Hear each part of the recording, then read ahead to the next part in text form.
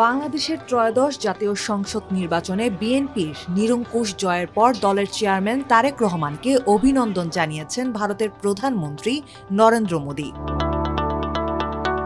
সামাজিক যোগাযোগ মাধ্যম এক্সে দেওয়া বার্তায় মোদি লিখেন, গণতান্ত্রিক, প্রগতিশীল ও অন্তর্ভুক্তিমূলক বাংলাদেশ গড়ে তুলতে ভারত সমর্থন অব্যাহত রাখবে। এই বিজয় বাংলাদেশের জনগণের তার নেতৃত্বের প্রতি আস্থার প্রতিফলন। আশা করি দুই দেশের সম্পর্ক আরও শক্তিশালী করতে এবং অভিন্ন উন্নয়ন লক্ষ্য এগিয়ে নিতে আমরা একসঙ্গে কাজ করব। এর আগে ত্রয়োদশ জাতীয় সংসদ নির্বাচন শেষে ঢাকায় অবস্থিত মার্কিন দূতাবাসও বাংলাদেশের জনগণকে অভিনন্দন জানিয়েছে। পাশাপাশি নির্বাচনের ঐতিহাসিক বিজয়ের জন্য বিএনপি ও তারেক রহমানকেও শুভেচ্ছা জানানো হয়েছে। দূতাবাসের প্রকাশিত বার্তায় বলা হয়েছে, সফল নির্বাচন আয়োজনের জন্য বাংলাদেশের জনগণ অভিনন্দনের দাবিদার। এছাড়া যুক্তরাষ্ট্র বাংলাদেশের নবনির্বাচিত নেতৃত্বের সঙ্গে কাজ করতে আগ্রহী, যাতে দুই দেশের মধ্যে সমৃদ্ধি ও নিরাপত্তা নিশ্চিত করা যায়।